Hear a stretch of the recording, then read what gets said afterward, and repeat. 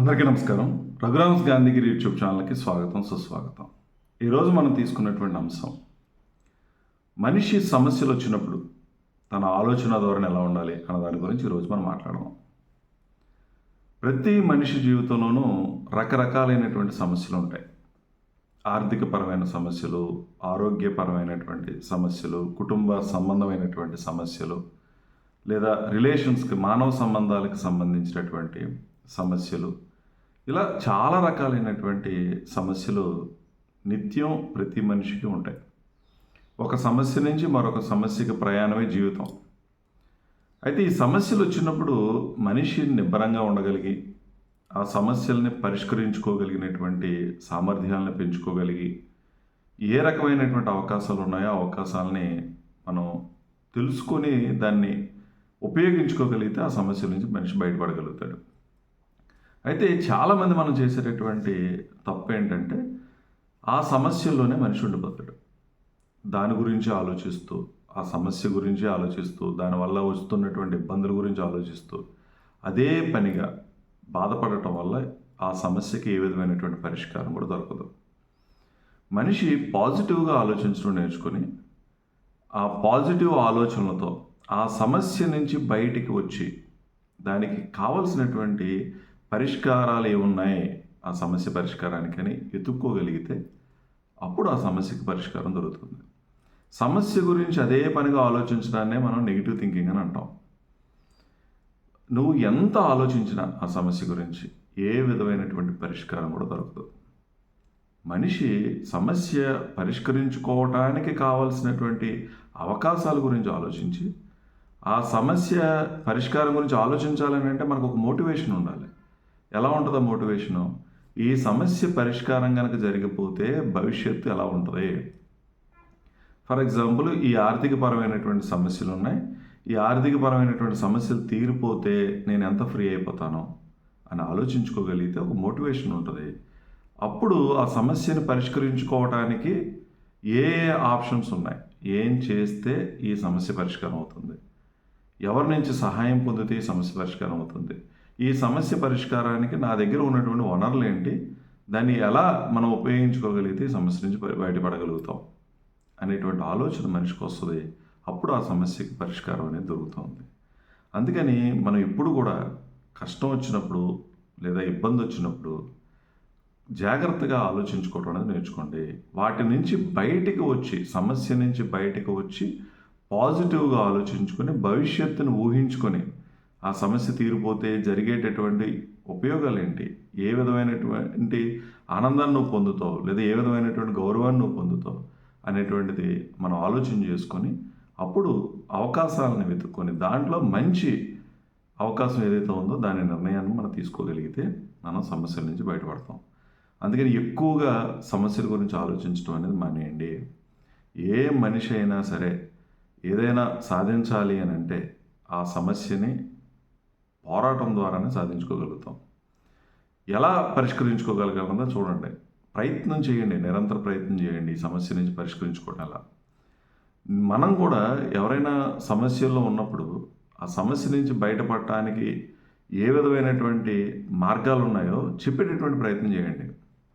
అంతేగాని ఇప్పుడున్నటువంటి సమాజంలో ఎవరైనా సమస్యల్లో ఉంటే పైకి మనం ఏదో సహాయం చేస్తున్నట్టు మనకు కనిపిస్తాం తప్పించి, నిజంగా సహాయం చేసేవాళ్ళు చాలా తక్కువ మంది ఉన్నారు. మాట మాట మాత్రం మాట్లాడుతూ ఉంటాం, లోపల ఆనందపడుతున్నటువంటి వాళ్ళు ఎక్కువ మంది ఉన్నారు.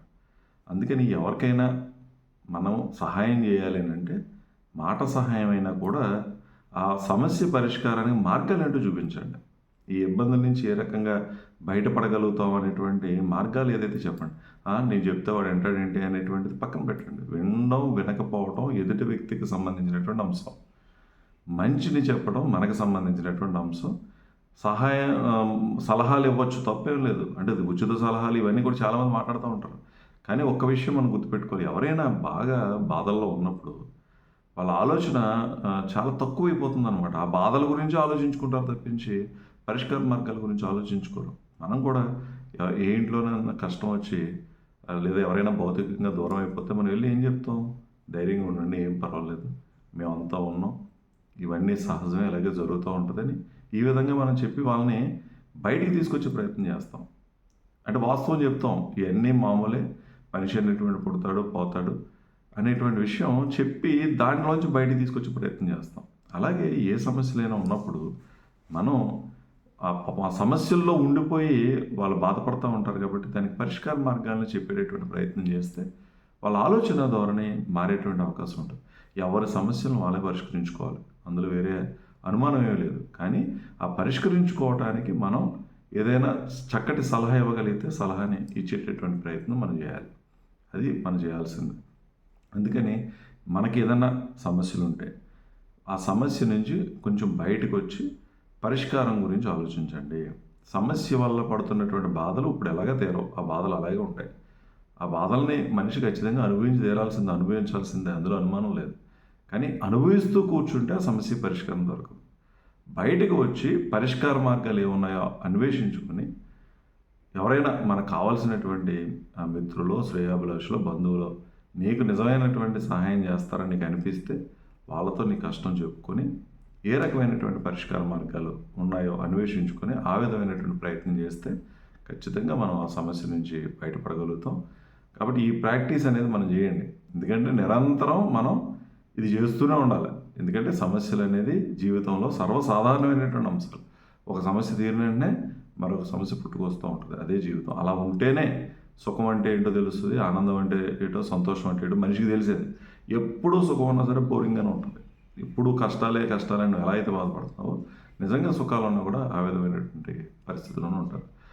మరొక ప్రధానమైన అంశం ఏంటంటే నీకు సమస్య వస్తుంది అని అంటే నువ్వు కదులుతున్నావు అని అర్థం, ప్రయాణం చేస్తున్నావు అని అర్థం, జీవిస్తున్నావు అని అర్థం. ఎవరైతే ఏదైనా సాధించాలని ప్రయత్నం చేస్తారో వాళ్ళకే సమస్యలు వస్తాయి. నీకు పెద్ద పెద్ద సమస్యలు వచ్చేస్తున్నాయంటే నువ్వు ఉన్నతమైనటువంటి స్థితికి వెళ్తున్నావు అని అర్థం, మరింత ఎదుగుతున్నావు అని అర్థం. చిన్న చిన్న సమస్యలు వచ్చిన వాళ్ళు ఎంతవరకు ఉండాలో అంతవరకు ఎదుగుతారు. అందుకని సమస్యలు పెరిగే కొలది, దాని తీవ్రత పెరిగే కొలది నువ్వు ఉన్నతమైనటువంటి వ్యక్తిగా ఎదుగుతున్నావు అనేటువంటి విషయాన్ని, అంటే నీ జీవితంలో పురోభివృద్ధి ఉంటుంది అనేటువంటి వాస్తవాన్ని కూడా మనం గ్రహించగలగాలి. అందుకని భగవంతుడు మనం ఎప్పుడు ఒకటే కోరుకోవాలి, సమస్యలు లేకుండా చూడు తండ్రి అని కాకుండా సమస్య వస్తే దాన్ని పరిష్కరించుకునేటువంటి సామర్థ్యాన్ని నాకు ఇవ్వు అని మనం భగవంతుని కోరుకుంటే అది మనకి మంచి జరుగుతుందని మీ అందరికీ తెలియజేస్తూ, కాబట్టి సమస్యలు వచ్చినప్పుడు సమస్యల నుంచి బయటికి రావడం నేర్చుకోండి, పరిష్కార మార్గాన్ని అన్వేషించుకోండి, భవిష్యత్తుని ఊహించుకోండి. ఈ సమస్య తీరిపోతే మనం ఏ విధమైనటువంటి ఉపశమనాన్ని పొందుతామో తెలుసుకోగలిగితే అది ప్రేరణగా ఉంటుంది, ఆ సమస్యను మనం పరిష్కరించుకోవడానికి అవకాశం ఉంటుంది. ఓపికగా వీడియో చూసిన ప్రతి ఒక్కరికి పేరు పేరున ధన్యవాదాలు తెలియజేస్తూ సెలవు తీసుకుంటా ఉన్నాను. ఈ వీడియో మీకు నచ్చినట్లయితే లైక్ చేయండి, షేర్ చేయండి, కామెంట్ చేయండి. మరిన్ని వీడియోల కోసం ప్రక్కనే ఉన్న బెల్ ఐకాన్ను క్లిక్ చేయండి. నా ఛానల్లో వచ్చే మరిన్ని ఇంట్రెస్టింగ్ వీడియోల కోసం సబ్స్క్రైబ్ చేయండి రఘురామ్స్ గాంధీగిరి యూట్యూబ్ ఛానల్.